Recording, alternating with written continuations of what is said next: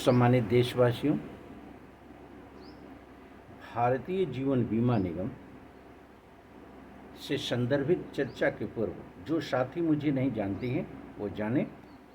मैं एशल ठाकुर, अध्यक्ष all India life insurance agents association, साथ ही पॉलिसी धारक भारतीय जीवन बीमा निगम, साथ ही भारत का एक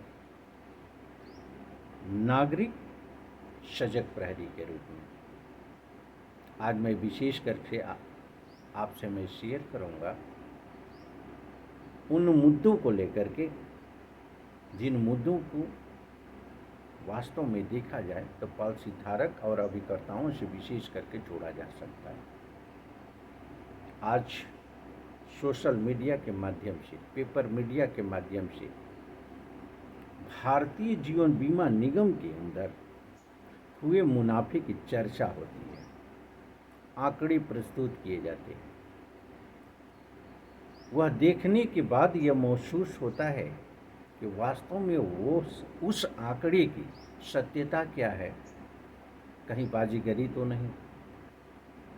यह सच्चाई है कि बारूद की ढेर पर स्थापित करने वाले भारतीय जीवन बीमा निगम को भ्रष्ट अधिकारियों ने बहुत ही बुरी पोजीशन में खड़ा किया है।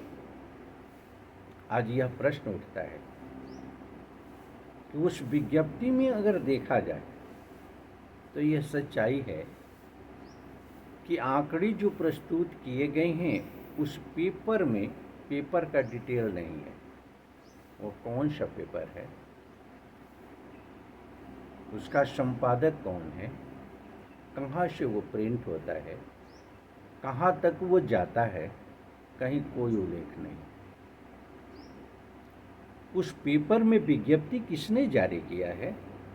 कॉम्पिटेंट अथॉरिटी, मार्केटिंग का सक्षम अधिकारी है या पीएच डिपार्टमेंट का सक्षम अधिकारी है या एडमिनिस्ट्रेशन का सक्षम अधिकारी है?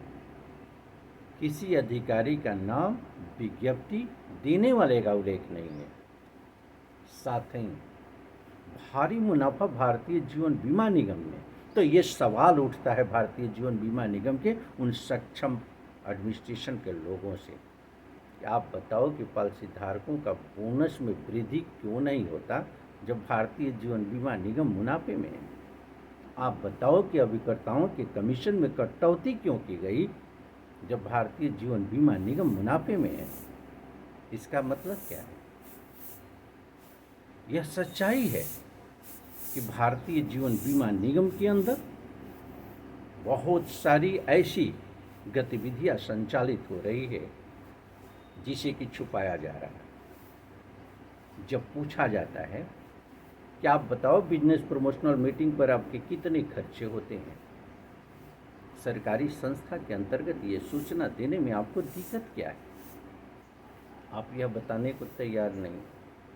आपसे ये पूछा जाता है कि आप बताओ कि प्राइस डिस्ट्रीब्यूशन के अंतर्गत अभिकर्ताओं की मीटिंगें कहाँ कहाँ होती है, किस रूप में होती है, कितने अभिकर्ता पार्टिसिपेट करते हैं, प्राइस डिस्ट्रीब्यूशन के रूप में खरीदी गई सामग्री कहाँ से खरीदी गई है, उसका अगर सूचना अधिकार अधिनियम 2005 के अंतर्गत सूचना मांगी जाती है तो आप नहीं बता सकते।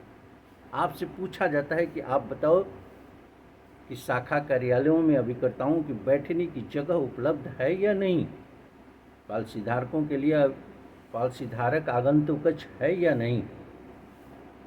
तो ये व्यवस्था आपका भारतीय जीवन बीमा निगम की सीटिंग अरेंजमेंट का व्यवस्था का पार्ट एंड पार्शियल का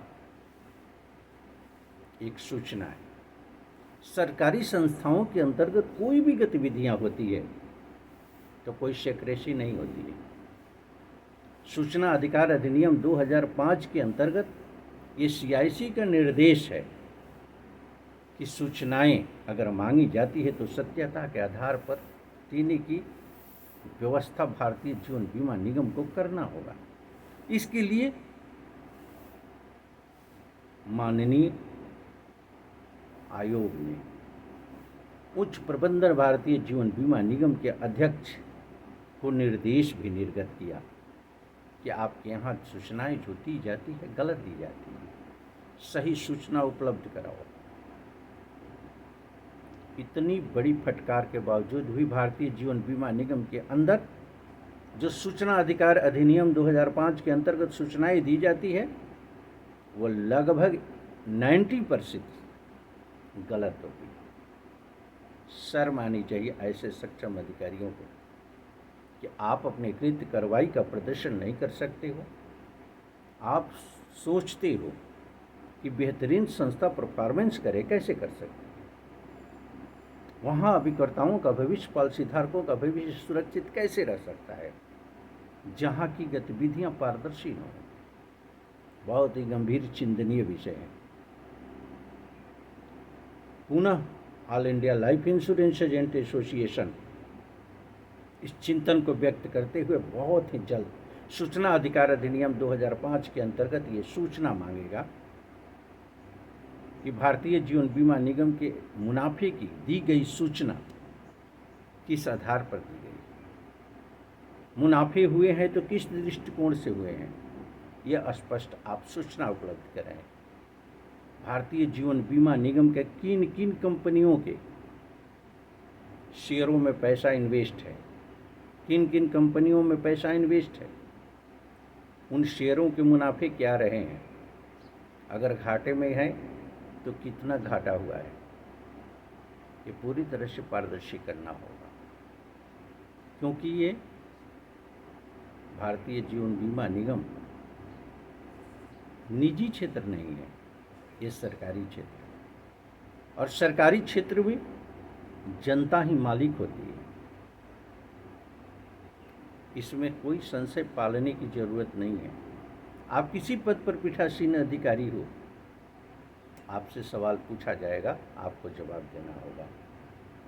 बिल्कुल पारदर्शी तरीके से जवाब देते हुए संतुष्ट करिए 28 करोड़ पॉलिसी धारकों को और 13 लाख अभिकर्ताओं को, क्योंकि ये जागरूक हैं, ये सजग हैं अपने हितों के रक्षार्थ। अब ये कदम रुकेगा नहीं, आगे बढ़ेगा अपने हक की लड़ाई को लड़ने के लिए, इंसाफ की लड़ाई को लड़ने के लिए, अपने हितों को संरक्षित करने के लिए। धन्यवाद।